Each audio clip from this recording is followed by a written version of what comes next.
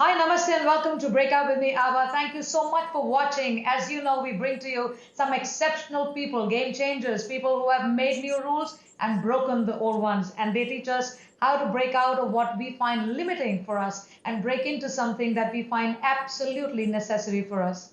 They teach us a big lesson that there is only one rule to life, and that is that there are no rules to life. We just make them up all on the way. So, my guest today, as you see on my side, is yet another exceptional gentleman, a game changer, a person who has broken out of things that people would probably not even imagine in fiction books. So, we're going to talk about that a little bit later. He is the CEO of COS, that is the Complete Office Stationery, Australia's largest family owned B2B supplier of office products.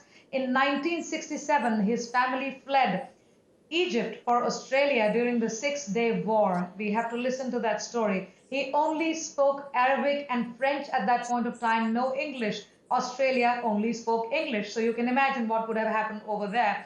He was finding it so difficult to go to schools that he left school at 13. He went to look for a job at 14. He had no language skills for Australia. He did not know what that meant, but he still got a job. He still got going. He still got moving. Now he runs and he owns. He's the CEO, like I said, he's the owner of Australia's largest family-owned B2B office supplying business, and it runs into millions, over 100 million in products. So please welcome Dominique Lyone. Dominique, how are you? Hi, hi, hi. Thank you. Dominic, so nice of you to be here. I met you some days ago, and I was totally totally sort of mesmerized by the fact that you're such a great speaker, you're such a great communicator, you are such a great educator. So thank you for that first. Before I start asking you the questions about your life story, but I think it's been a great experience to be in that classroom while you were educating us about money and you. Thank you very much. I'm glad you got some value from that. Oh, absolutely, absolutely. So, Dominique, tell us, you're principally what I can see from what I see of your history or of your story. You're not a quitter. You have gone through bankruptcy. You've gone through crazy times. You moved from Egypt to Australia at the age of 13, which is like a very impressionable age, and you had no clue what was coming. Oh, look, absolutely no clue. I mean, we just landed here. I landed here as a 13-year-old, having no idea what was coming. And as you said in the introduction, within a year I had left school and started working and have built an amazing life here. But I think anybody's life really, it's full of obstacles and full of mountains that you have to climb. And once you reach the top, there's usually another one right there in front of you. Absolutely, So it's absolutely. really about your guts in taking the next challenge up. Right, right. So, but tell us when you got in there. There's a story. There's this, your journey from Egypt to Australia. There's this. You've traveled by sea, right? Yeah, look, we traveled the year that we were leaving, which was 1967. The Six-Day War broke out, so we were meant to have a 20-day journey from Egypt to Australia, but because of the war and the Suez Canal being closed at the time, it took us 45 days to get here. So long, long journey at sea. Right, Four of us on the ship: mum, dad, myself, and my sister. right. And really, spent 40 odd days dreaming about the future. Uh-huh. And just because also when I read about you, there's only your dad, mom, and your sister as family. You didn't have people behind you, grandparents or somebody to help you around then. So in Egypt, I understand there was also a little bit of religious sentiment that you finally got rid of, and it was not That's right. Christians were not accepted. So Australia was a great option that way as well. It Yeah, worked look, out. we left Egypt back then because of religion fanaticism and very, not great a political environment. Both my mum and dad were orphans, so I don't have any grandparents, aunts and uncles as such. It's only mum and dad, Right. uh, and so there was a stigma there, a stigma both for our religion and also that my mum and dad did not have parents. Right. So we, in one shot, I guess Dad was able to get rid of all that. I know it. In retrospect, I think it worked just quite well. So it's tell me, because you guys came in with $90 on you.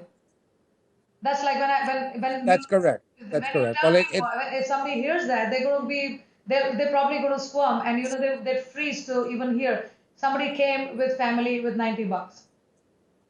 but the $90 was all spent by the time we got here because we had 45 days of travel Right. for four people. So if you do the calculation, that's about $2 a day. Right. And it takes some supplies and so on to live for 45 days. So we essentially arrived in Australia with $1 left. Well, that's from 90 to 1 is even fun to hear, so it's like for everybody who's listening and watching, started out with $90 in 1967, four people, 45 days journey on sea, and left with $1 in Australia. So you can see what the start, and then now we'll go to the rest of the story now. Dominique, tell me, you were in school, you did not speak English.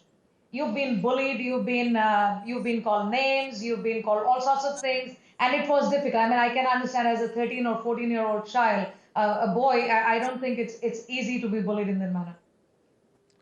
Well, look, I think young boys at school can be very, very cruel, and I arrived as the young boy who didn't speak any English at all. So there was a lot of fun made of me at school. Often the boys would be quite cruel. I went into many fights, uh, and it turned out it was not great at the time, but maybe I was the dummy back then, maybe the nerd back then, but I think I've paid them all back well and good by now. I believe you. So because always there is this, somebody they pick up on. They have to pick on somebody in schools anywhere, even if it wasn't this kind of a situation. But they will always find somebody to pick on, the cruel ones. So I'm afraid they got you, but then you've proven them wrong, all of them. That's great. So I agree. you went out to you left school at the age of 13.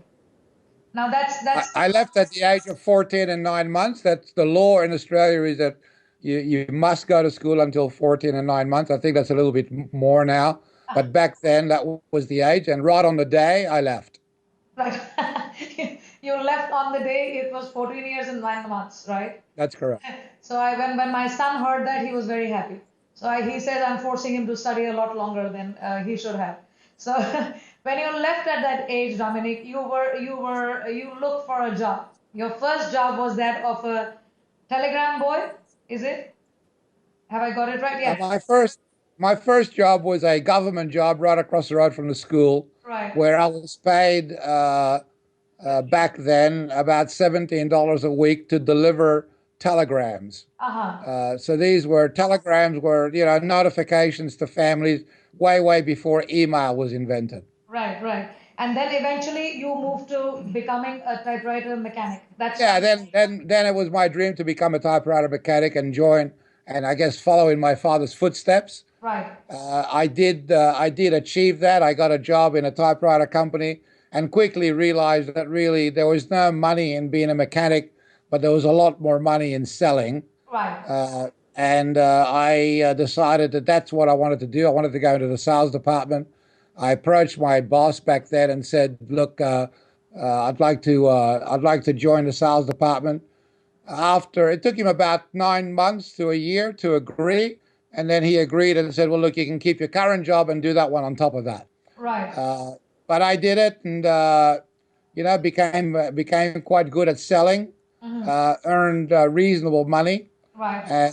And then we got into a bit of an argument with the boss because the more I sold, they wanted to pay me these commissions in theory, but once I achieved them, they didn't like paying them. Okay. So I decided that there was time to leave and maybe go and do it for myself. And I figured that if I could buy for $1 and sell for $1.50, I could make enough money and not work for the man. Wow. And this is what happened at the mechanic place, right? That's correct. So if you could just take us into that space for a second, because I read about you're part of that book called 50 Unsung Heroes in Australia, Business Heroes. So I was reading Yeah. about you then there, and it says very clearly that you saw some people sitting across the window who went in and out as they pleased. They were not supposed to sit there, and that hit you very hard. That you should be able to do that, and you spent some money on suits and clothes just to make sure that you dress like them, but you were still working as a mechanic, and eventually you moved out of that to work for yourself. That's 100% correct. I mean, you've pretty well told the story as it is. So I was a typewriter mechanic, and just across the other side of the hall was the salespeople. They all seem to have better clothes, better cars, and it appears to me to be a better life. So I decided that's where I wanted to be. Right. When I first asked my manager I wanted to be there, he basically said, good luck and get back to work very quickly. But to show my determination, I visited a store in Sydney. I bought two suits, shirts, uh, basically new clothing, and Right. decided to come to work every day as a typewriter mechanic, dressed 100% Sales. as a salesman. Wow. And every day, every week, I would ask the job to the boss, is there a position? Is there a position? Is there a position? After about 9 months, he said, "Look, yes, there is a position. I'll give you a trial of that position, but also you have to continue to do the mechanics work." Right. So for again, everybody who's watching, listening, you got to start believing that this is for you and go out and do that. Whether or not somebody believes in you, go and ask questions. Go and ask people if you can do that. If nobody believes you, you believe in yourself and go out and do that. So, Dominique, it was in the same place where in the basement you saw that the company, there was a stationery store, right? And you started your own, That's you correct. started At the thinking of, basement. at the possibility of COS was born over there. That's correct. In the basement of this company, they had a stationery store with wooden shelf and lots of products. And if you like, I fell in love with the products. I fell in love with the idea of stationery. I think I've since found out many people on the planet fall in love with stationery, Right. but I fell in love with it that much that I decided to go into that business. Right. Yeah, we love stationery. We love to go into bookshops and love those little things there. But that's great. So that's the beginning of COS. The beginning of your company was with another person, with a partner. The two of you got together to start that, and then it fell apart. What happened? That's correct.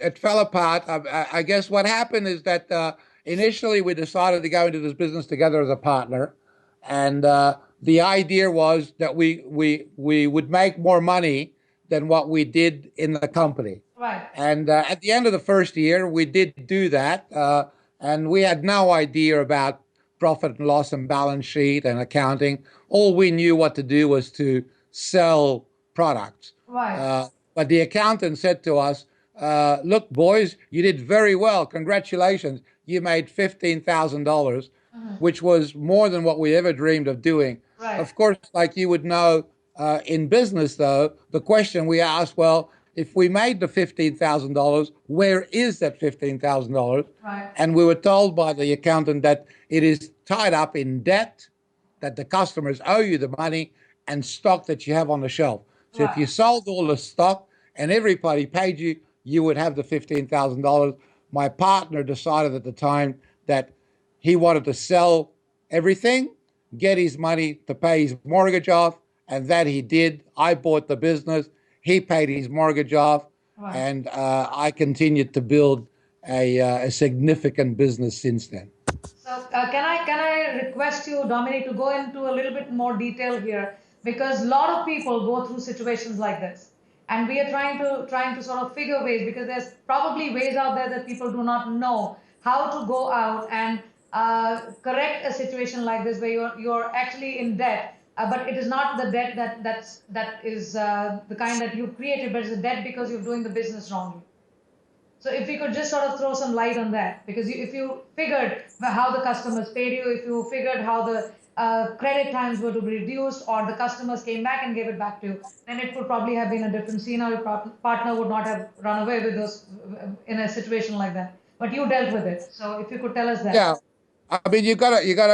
It was not easy to get the money, but at the end of the day, it began with the partner wanting to sell, and I said to him, if you're going to sell, I'm going to buy it because, I'm not going to work with anybody else. I wanted to do this for myself. I Right, realized at that point that really, this was what I wanted to do. I could do this. right, I guess the what I've realized since is that probably the partner for the first year gave me enough confidence to get started. right, I'm very grateful to him because probably without him, I would have never started.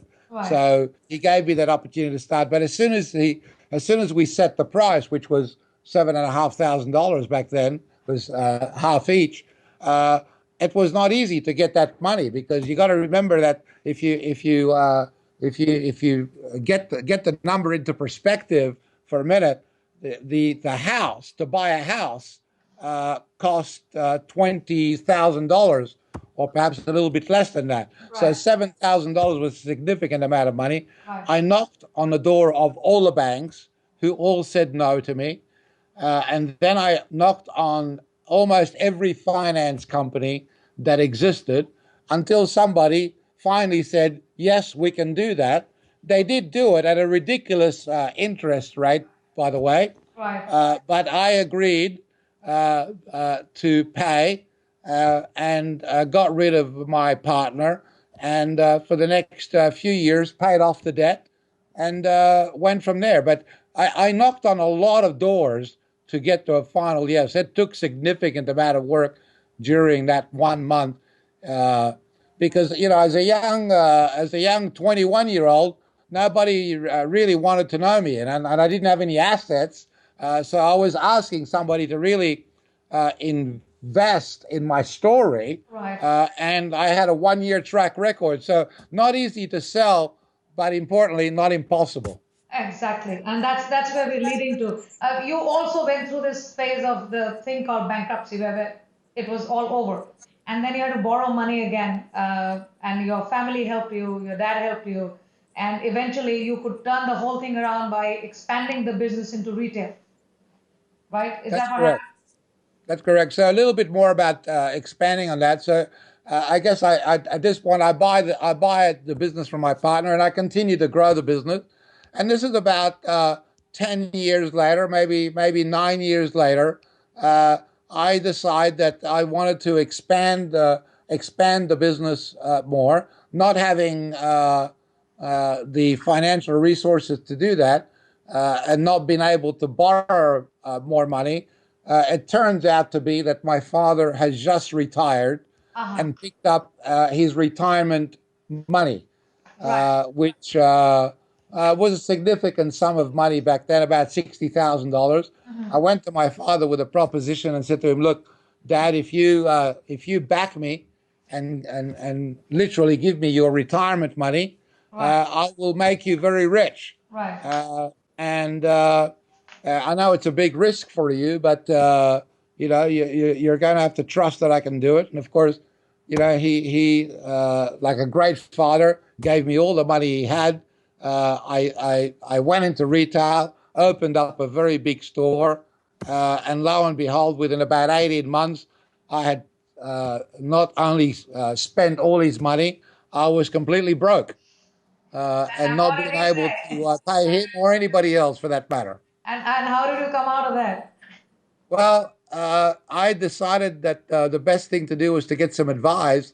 So I went to a very large accounting firm, one of the big three, and got the best brain to tell me what to do, Mhm. because I figured that really the problem was I was not an educated man and Right. I needed to be educated. And this person looked at my profit and loss and he said to me, I see your problem. And as a businessman back then, I couldn't understand how he could do that. I said, so you understand my problem just by looking at this piece of paper? Mm-hmm. He said, yes, sir. I can see exactly what your problem is. Right. And to cut a very long story short, my recommendation to you is you find a buyer and get rid of it, Okay. because you'll never be able to succeed in this business. Mm-hmm. And the only way out is probably to get out. If you can't get out, then you need to declare bankruptcy. Right. And yeah, this is a lot of people would probably not go and take advice. They do not they keep struggling on their own. They keep trying to figure out. I don't think there's a need to figure out. We have people out there. If you go and ask, you go and seek help, probably people will be able to let you know and give what's wrong and what is not and what needs to be done. So this is really some of the things that we need to learn from people like Dominique. Now, Dominique, let's come to the company. You're doing over 120 million right now, is it? Is that the That's correct? correct. I love your numbers, like 14 years, 9 months, 1967, 40 days, $90, $1. It's nice. It's nice to remember those numbers. So now this big number, how many years did it take you to get to that number? When was your first point of that leap where you said, okay, now we made it? Look, I think I like to say it this way these days, that I think it took me the first 20 years to realize that I was good enough to be a business owner and build something. Right. And I spent the last 20 years, because it's now been 40 years altogether, Right. I spent the last 20 years developing the business. So today we've got 120 million. I think this year we'll do 123 million or thereabout. 20 years ago, it was less than 8 million. Mm-hmm. It was a very, very small business. Right. But today, as I said, it's 123 million. It's a national business. We have a business in Sydney, Melbourne, Brisbane, Adelaide, Northern Territory, Western Australia, every state in the country. Right. About 350 people work for this company today. And we're responsible for a lot of people's living and future. They rely on us. We have a great customer base. We do a lot of business with our government. We do a lot of business with major enterprises. And we add a lot of value to our market. And for that, we add value. And at the end of the day, as you would know, what you earn is completely related to the amount of value you add to society. Absolutely. The number of people you're able to serve. So your focus in the company is very clear. I was reading through the mission, vision of the company. Your focus is the customer, which is, and you have this core promise there, which says, give us an order today and we'll have that delivered to you tomorrow morning. Plus, anywhere in the office that you need us, we are going to be there. So this was, I loved this when I was reading this. I said, okay, this is like, we're going to be percolating every bit of your office with our supplies and our little, there's things called stationery, but absolutely necessary in an office space. So you worked with that. And I believe the customers are obviously happy because you're doing such a great thing with this. Because a lot of people don't think of stationery business as something relevant. Say, stationery is so normal. We go buy it from a Periplus. But no, when I read about your business, I was like, I was zonked. I said, my God, this is what you can do with things so small and so not significant in people's minds. So what do your customers say now? You've done this with customers over the years, and I'm sure they have some great things to say about not just the product, but about the way you people work. Well, I think the first thing about the business itself is when I think of stationery, I speak to my staff. I say to them, stationery is like food for human beings. Right. Stationery is food for a business. Right. If you look around your office, you are not able to run your business without stationery. You must have it. Right. So since you must have it, then you must decide to buy it from somebody. Right. You will, just like food, you have to go to a market to buy your food. Right. So you end up going where you are most like to go, where you're most attracted to go to. Right. So it's been my mission to make us very attractive to customers. Right. So the focus of of myself and the executive team is purely on the customer experience. Everything that we do, everything that we talk about is all around the customer experience, Right. whether it's how the truck is set up, whether it's how the catalog is done, how the website is designed. It's all about the customer because at the end of the day, as you're well aware, and I'm sure you tell, uh, uh, if you don't have a customer, you don't have a business. Right. Uh, and the customer's the master, they pay the bill. And in 2016, it's all about the experience. There's so much choice. People can buy things from so many places. So Right. at the end of the day, they actually, more increasingly, as the world gets more wealthy, they buy it from people who gives them a better experience. Right, absolutely. And are you're right now the biggest in Australia. Are you also in other parts of the world? Today, I just focus in Australia. We're the number three in Australia, Okay. so we have two global competitors. So, this is a very very big business in Australia. The industry is worth about $6.5 billion. Okay. So Yeah. it's a very very big marketplace. We have Right. two big customers. So if you like, even though today I do $123 million, Right. I'm still competing with the giants. Mhm. My world has been the David and Goliath story forever. Right. I'm always competing against the giant. I like to challenge the giants because at the end of the day, really, human ingenuity is what wins in business. Absolutely. In some businesses, it may be capital, uh, and if it is capital based, then you need a big company and all this. But for self stationery, you don't need a lot of capital, Mhm. but you need to be willing to be really add invention, add ingenuity to what you do. Right. And have these other two big ones not tried to buy out? They must have. Look, I've been offered a lot of money for my business Right.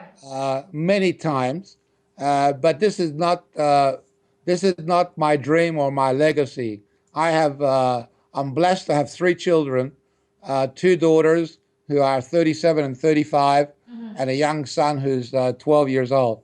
It is my wish, if I could achieve it, that the business continues into the next multiple generations. Right. So the two girls are in the business today. I believe that they will take it forward. Selling, selling is very nice, but at the end of the day, you still got to get up and do something every day. Right. And once you have a house, you have a nice house, and you can travel everywhere you want. And we have the boat, and we have everything that we want. So really, more money isn't going to help me. Right. So what we do today with our business is that we have built a foundation called the Lyone Foundation, which is Yeah. my surname, and 15% of all the money that the family makes in totality goes into the foundation, and we use that foundation to help human welfare in Australia. When we came to this country with $1, we needed a lot of help. Right. If it wasn't for charities giving us food, giving us clothing, and helping us, we would never have what we have today. And it's now, I sincerely believe that today it is my turn to turn that back and give back to society. That's so awesome. And I think as a leader, because you've led your life in such a way, and your life has shown up in ways that I think it's inspirational to even hear those. Like I just said, it's fascinating to hear those numbers. When we sit here and talk about it, it's easy to talk, but you've gone through it, so I can see while you're sitting here and talking to us and sharing your experience, we all learn from you that there is something inside ourselves we can get up and say, okay, let's go, we can probably do it. And but tell us about what's your big take on failure, because people are scared of failure, and it's important for people to learn how to fail and how to get up. It is not possible to succeed without failure. Success does not occur without failure.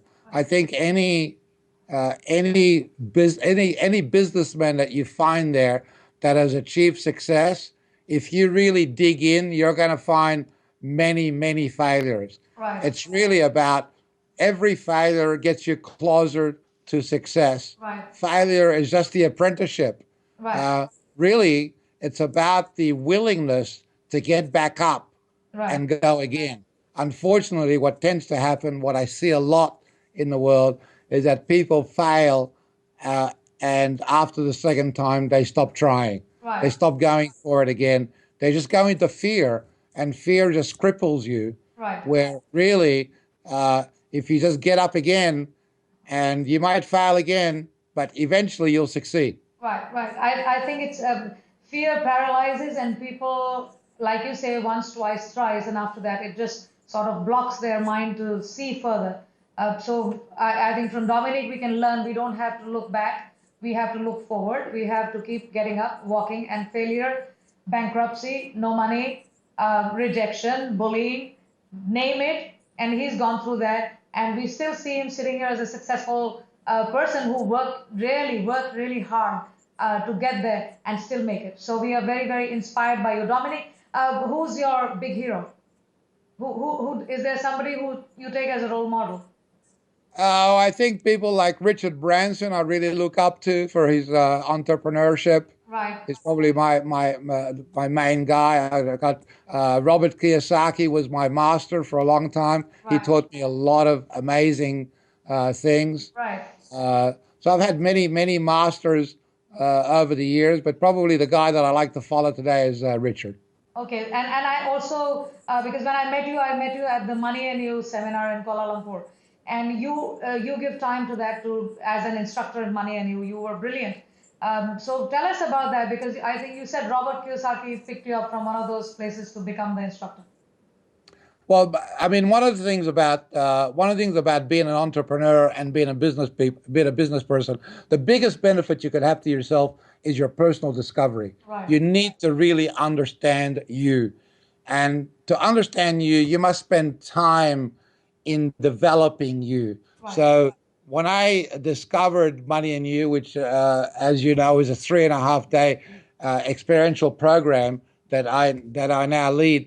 Basically, that program is takes you for 3.5 days and puts a mirror in front of you for right, you to see what you need to be working on. right, So the more self-discovery you do, whether it's Money and You or some other program or reading a book, but the more time you spend on personal discovery, the right. more successful I believe you're going to be. Absolutely. I completely agree with that one. And Dominique, thank you very much for your time. I believe you are what Steve Jobs is to Apple. I think you are to COS in terms of stationery business, in creating the kind of experiences that people would always remember stationery for. We love to look at stationery, but to experience stationery, I think we got to go and look at how you're doing your business. So there's much to learn from you. Thank you so much for your time. Thank you very much. Thank you for your interest. Bye bye. Bye.